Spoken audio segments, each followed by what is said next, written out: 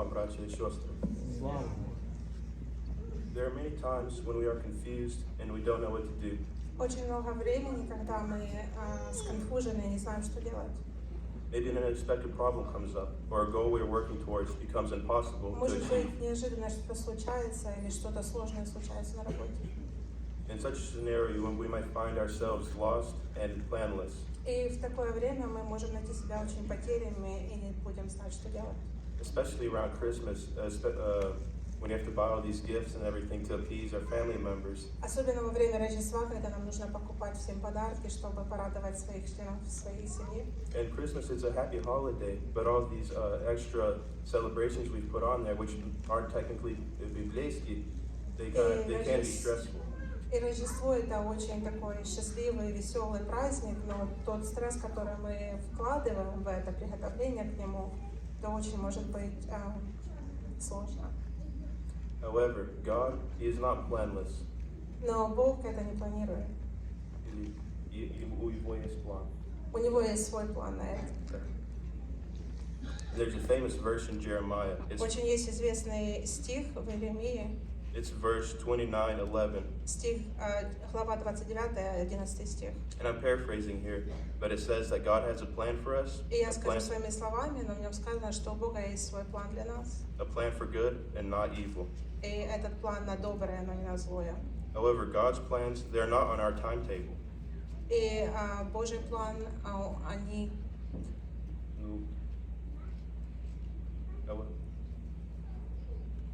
Но Бог не делает Его планы на наше время, Он по Его время делает. Это нормально. And these take several thousand years to fulfill at some times. И некоторые его планы занимают несколько тысяч лет, чтобы они исполнились. But before I dive into the main parts of my sermon, I'd like to briefly talk about Jewish poetry. Но прежде чем я окунусь в мою главную часть моей проповеди, я хочу немножко коснуться еврейской поэзии. And how it shows that God's farsightedness. И как в нем показывается Божья дальновидность. Because most poetry in the Western world, it revolves around rhyme, and everything Потому что rhymes. большинство поэзии в западном мире сделано вокруг рифмы. And if the poems that rhyme in the native tongue, they sound really nice and they're full of meaning. И те стихи, которые сделаны на родном языке, они рифмуются и они имеют значение. But when translated, they don't sound nice. The meaning isn't fully Но translated. когда они переводятся, они уже не звучат так хорошо, и их значение не полностью переносится читателю. But God, He foresaw that the poetry that the Jews wrote down like 3,000 to 4,000 years ago would be put in the Bible. Но Бог предвидел, что те стихи, которые написал еврейский народ, будут записаны в Библии. And they'd be translated and then be passed all across the globe И что они for будут us to read. переведены, и что они будут распространены по всему миру. And God understood the problem posed by rhyming and the translation and everything. И Бог понимал в то время уже проблему рифмы и как она будет связана с переводами. So perhaps God or the Holy Spirit, they influenced the ancient Hebrew poets while they were writing their poetry. Что, возможно, Бог или Дух Святой влиял на поэтов в то время, когда они писали это. Because instead of using rhyming, they used a style called parallelism. Потому что вместо того, чтобы оно рифмовалось, поэзия, они использовали параллелизм. And parallelism, it's used throughout the whole Bible. И этот параллелизм используется, мы это видим, просматриваем во всей Библии. It is when something is written and the line after repeats the same meaning, but the words are different. Это означает то, что когда что-то написано, и значение каждого стиха повторяет значение прежнего, но они звучат по-разному. And such a style survives translation, and it also manages to sound beautiful in any language. И такой стиль может пережить различные переводы, и оно будет звучать также прекрасно на любом языке. And we find many examples in the Bible. I'd like to point one out. It's in the first two verses of Psalm 49. Очень много примеров, но я хочу особенно заострить внимание на примере из Псалма 49. Hear this, everyone. Listen, all people everywhere, great and small alike, rich and poor together. И там написано: слышите это каждый, слушайте все люди везде, большие и маленькие, богатые и бедные все вместе. So the speaker starts by saying, "Hear this, everyone." Так пишущий говорит, начинает говорить, слушайте все. Next he says, "Listen, everyone," Потом он опять говорит, слушайте все. and so on. And in 4 lines of text, the speaker repeats his main message 4 times, and each time he says it a different way. И в этом случае тот, кто писал, повторяет ту же самую мысль 4 раза, но говорит это по-разному. And not only does this enrich the psalm, but it also gives it like a musical quality, so it's more like a song and less of like И это just не writing только down. обогащает псалмы, но также оно дает музыкальное качество псалмам, что мы можем их петь. Now that we understand that even how the Bible is written is planned for, and it just shows God's foresight in this. И так как теперь мы можем понимать немного, как Библия написана, мы можем видеть Божьи планы, Божью дальновидность в этом. And we see His ability to plan for the long term, which we ourselves may not even recognize. И мы можем также видеть Его возможность планировать на долгосрочно, то, что иногда мы можем, читая Библию, не замечать. Let us look for a few stories from the Bible which demonstrate God's planning in the actual text itself. Давайте рассмотрим несколько историй из Библии, где мы увидим Божий план в самом тексте. The first story I'd like to look at is familiar to most of us, and it's God asking Abraham to sacrifice Isaac. Первая история, которая мы все известна нам, там, где Бог попросил Авраама, чтобы он принес жертву своего сына Исава.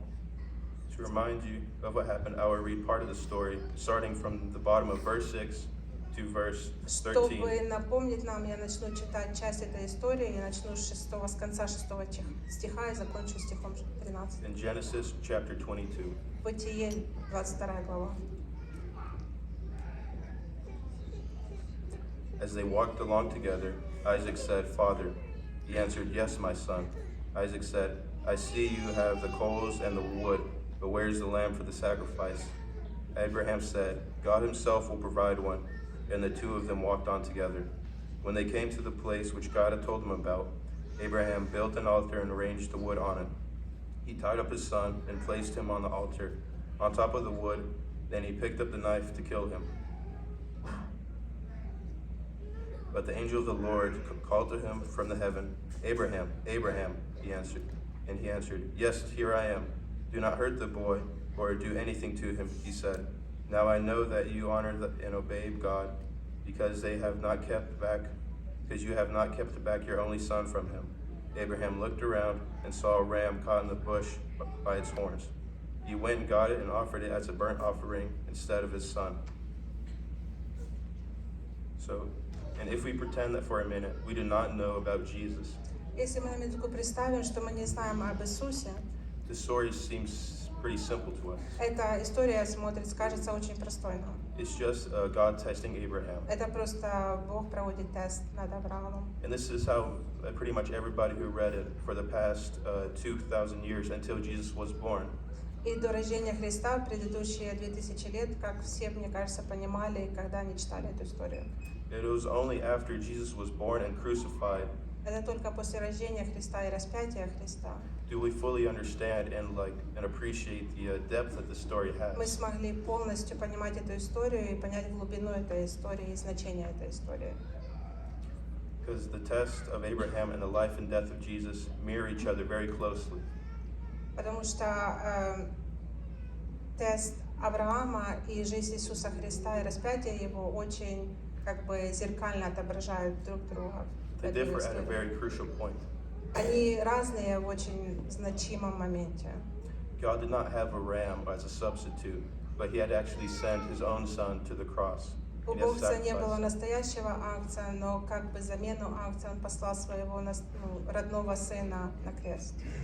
And it's almost like the parallelism of poetry. И это звучит почти как параллелизм в поэзии, Because Abraham loved God and he was willing to sacrifice his son потому for что God. Авраам любил Бога, и он был готов принести в жертву своего сына ради Бога. And God loved and sacrificed his son for humanity. И Бог также любил своего сына, но он пожертвовал им ради человечества. This similarity is not by accident. God was planning it from the very start. И эта схожесть не случайная. Бог планировал это с самого начала. And we only understand it thanks to Jesus and what he did on that cross Но for us. смогли мы только это понять благодаря Иисусу и то, что Он сделал для нас на кресте. Another place in the Bible that shares a similar meaning or gains a new meaning through Jesus И также другое место в Писании, которое принимает другое значение через Иисуса, it's found in Isaiah. написано в Исаии. I'll give you some background first. Я дам немножко истории, предыстории. Judah was being attacked by Israel and Syria. So the И king, Иуда была атакирована Израилем и Сирией. so the king and nation of Judah, they were terrified. И царь Иуды очень был, испуган. So in order to calm them and show that God is still with them, God commanded Isaiah to show them a sign. И чтобы успокоить народ, Бог повелел Исаии показать знак. And we find that in Isaiah chapter 7, verses И в 14 to Исаии 16. 7 глава мы находим, читаем, Verses 14-16. стих 14 по 16. Well then, the Lord himself will give you a sign.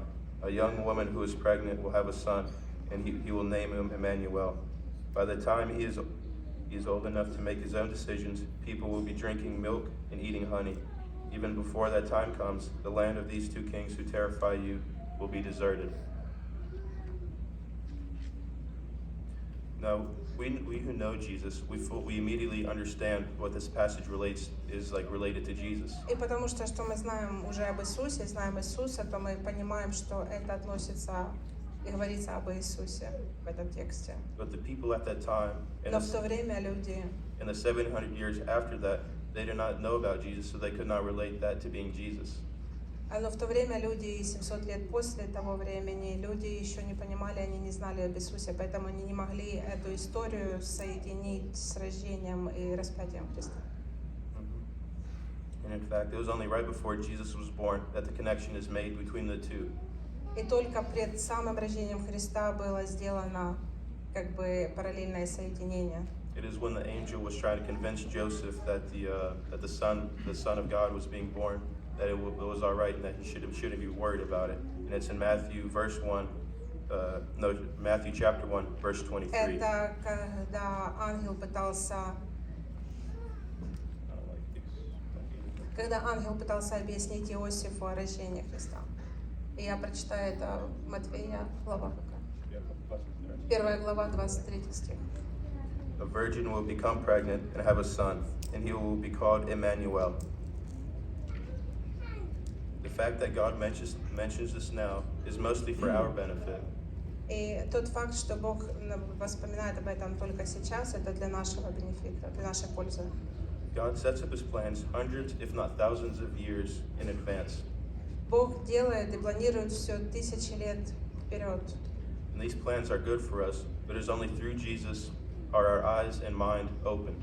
И эти планы обычно хороши для нас, но только через Иисуса Христа, когда наши глаза и наш разум открыт. And they're open so we could finally understand the plans that Jesus has laid, or God has laid out to us. И когда мы открыты понимать, какие планы Бог запланировал для нас. Jesus brings clarity and understanding. Иисус приносит ясность разума и понимание. If anyone does not know what to do, if they are lost, if they are at their wits' end, И если кто-то не понимает, что делать, не знает, что делать, и они потеряны, just turn to Jesus. повернитесь к Иисусу Христу. From there, your path will be cleared. И оттуда, с того момента, ваша дорога будет явно видна. So on this Christmas celebration that we're going to have soon, it's a Поэтому во wonderful time to время turn to Jesus. празднования Христа давайте вернемся к самому Христу. Аминь. Давай молимся. Давайте помолимся.